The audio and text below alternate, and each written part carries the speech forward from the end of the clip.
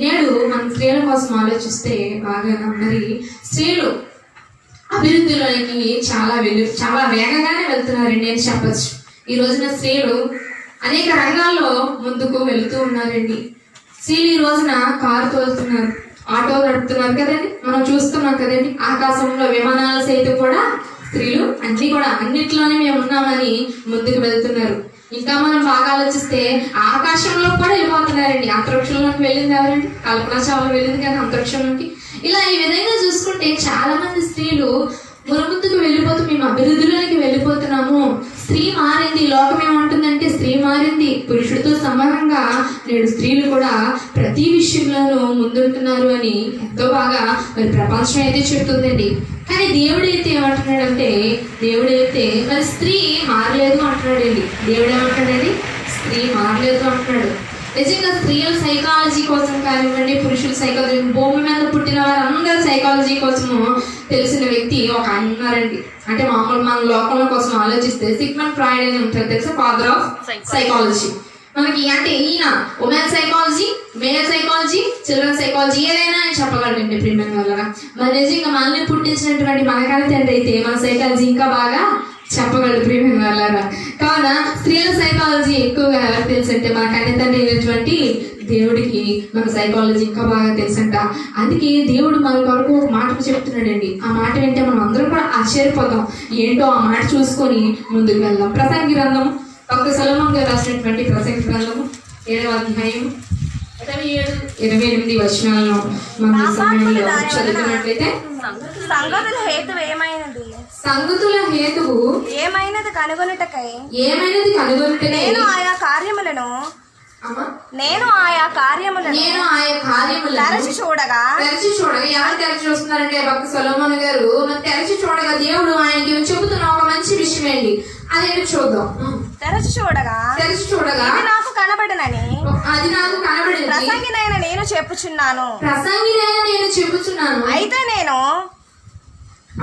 అయితే నేను తెరచి చూచినను నాకు కనబడినది ఒకటి ఉన్నది. అదేదనగా 1000 మంది పురుషులలో నేను ఒకరిని చూచితిని గాని అంతమంది స్త్రీలలో ఒకతను చూడలేదు. చూడండి, 1000 మంది పురుషుల్లో ఎంతమంది కనిపించారంటే సొలొమోన్ గారికి దేవుడి కొరకు బ్రతికే వ్యక్తి పురుషుల్లో 1000 మందిలో చూస్తే ఒకరైనా కనిపించారంటే ప్రేమ వాళ్ళ గొప్ప విషయం ఇది. కానీ అంతమంది స్త్రీల్లో ఎంతమంది కనిపించలేదంటే ఒక్కరు కూడా కనిపించలేదంట. అంటే నిజంగా మీరు బాగా ఆలోచించండి. ఈ రోజు ఏదైనా సభలు పెట్టినాం, మనం సభలు పెడతాం కదండి, మన పెద్ద సభలకు వెళ్తే అక్కడ ఎక్కువ శాతం స్త్రీలు కనపడతారు, పురుషులు కనపడతారు? స్త్రీలే కదండి కనిపిస్తారు. భక్తి అనగానే ముసుగు వేసుకొని వచ్చేది మొదటగా ఎవరండి? స్త్రీ కదండి. మరి స్త్రీలు అంతమంది కనిపిస్తున్నప్పుడు ఇక్కడ దేవుడు ఏంటండి ఇలాంటి మాట్లాడుతున్నాడు అంటే సొలొమోన్ గారు ఎలా చెప్తున్నారండి? అంతమంది స్త్రీల్లో ఒకరు కూడా కనిపించలేదా అంటే ఇదిగోండి సొలొమోన్ గారు మాట్లాడుతున్నారు, ఒక్కరు కూడా కనిపించలేదంట. మనం ఏ మీటింగ్ పెట్టినో, నిజంగా ఏ కూడికి పెట్టినో, ఇంట్లో గృహకుడికి ఏం పెట్టుకున్నా మొట్టమొదటిగా ఆ ప్రార్థనకు వచ్చేది ఎవరండి? స్త్రీలే. అవునంటారా కాదంటారా? ఈ రోజు ఇక్కడ ముందు కూడా ఎక్కువ మంది మనం చూసుకుంటే పురుషుల కంటే అధికంగా ఇక్కడ ఎవరు ఉన్నాయండి? స్త్రీలే ఎక్కువ ఉన్నాం కదండి. మరి దేవుడైతే అంతమంది స్త్రీల్లో ఒక్క ఆమె కూడా నాకు కనిపించలేదు అని మాట్లాడుతున్నాడు ప్రేమ వాళ్ళారా.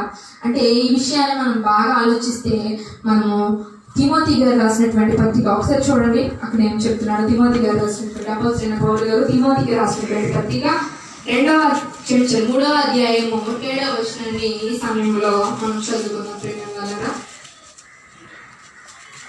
అపోస్తలుడైన పౌలు గారు తిమోతికి రాసినటువంటి 2వ పత్రిక 3వ అధ్యాయము 7వ వచనం. సత్య విషయమైన అనుభవ జ్ఞానము ఎల్లప్పుడూ నేర్చుకొనుచున్నాను. సత్య విషయమైన అనుభవ జ్ఞానము ఎల్లప్పుడూ పొందలేని అవివేక స్త్రీల. చాలండి.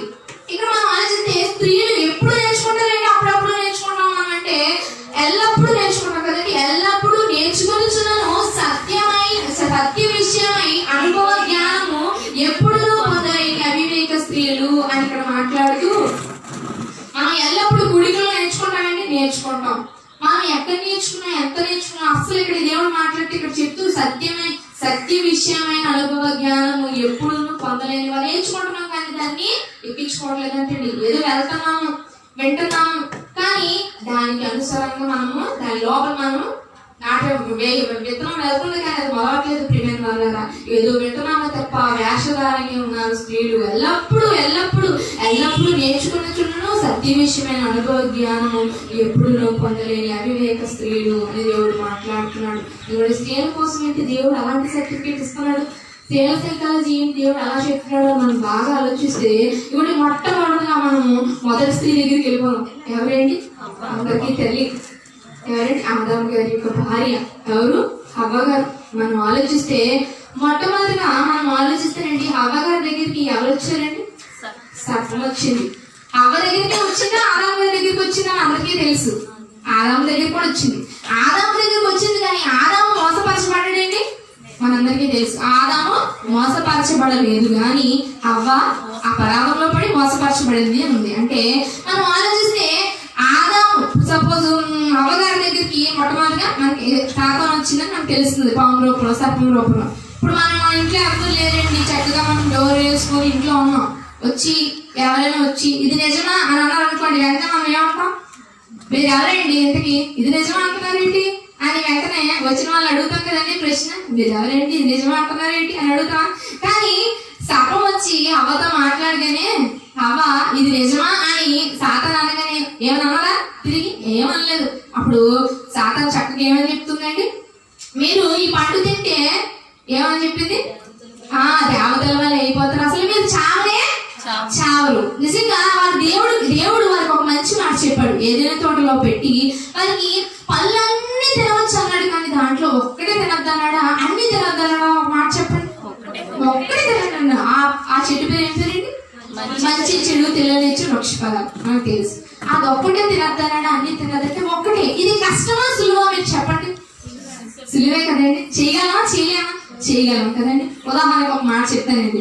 ఈ రోజులో బాగా అందరికి కూడా బీపీలు షుగర్లు ఎక్కువ వచ్చేస్తున్నాయి కదండి. మా డాక్టర్ గారి దగ్గరికి వెళ్ళాం అనుకోండి, ఏమంటారు తెలిసింది? ఏంటి మీరు ఇంక ఉప్పు ఎక్కువ తినకూడదు, పంచదార కూడా ఎక్కువ తినకూడదు, రాత్రులు కూడా చపాతీలే తినాలి, పుడకాలి, అవే అన్నం కూడా తినకూడదు అన్నప్పుడు మనం ఏం చేస్తాం? వాటి అన్నింటినీ పాటిస్తామా? లేదులే వదిలే డాక్టర్ ఏ చెప్తారు తినేద్దాం అని అనుకుంటామండి. పాటిస్తాం కదండి. పాటించకపోతే ఆరోగ్యం. అలాగే దేవుడు ఒక 10-20 లిస్ట్ చెప్పాడు మనకి. ఆదాంకి అవ్వకి 10-20 లిస్ట్ చెప్పాడు, చెప్పలేదు. ఒకటే లిస్ట్. ఏంటండి అది? మంచి చెడు తెలియచ్చు వృక్షఫలము తినకూడదు అని చెప్పాడు.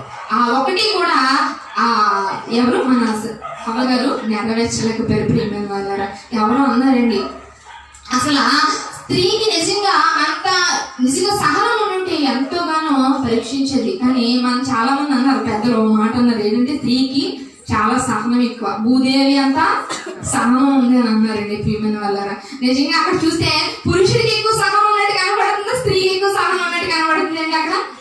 అంతే కదండి. పురుషుడికి ఎక్కువ సహనం ఉంది కాబట్టి ఫస్ట్ సాతాను వచ్చి ఆదామును ప్రేరేపించినా ఆయన తెలియదు. తర్వాత మన అమ్మగారి దగ్గరికి రాగానే మీరు చావరు, మీరు ఎలా అయిపోతారని చెప్పింది? దేవతల వల్లే అయిపోతారు అనగానే ఎన్నో అవకాశం, అమ్మో మేము దేవతల వల్ల అయిపోతామా, దేవుడి కంటే మేము మంచిగా ఇంకా బాగా దేవతలు అయిపోతాం అనుకొని ఆలోచించి అసహనంలోకి వెళ్ళిపోయి ఏం చేసింది? పండ్లు తినేసి తీసుకువెళ్ళి ఇచ్చేసింది అనమాట. ఈ విధంగా మనం చూసుకుంటే ప్రియమైన వాళ్ళ ఇటువంటి సహనం అనేది ఈ రోజుల్లో స్త్రీలలో లేకపోయింది. ఇంకొక అనుకోసం చెప్తే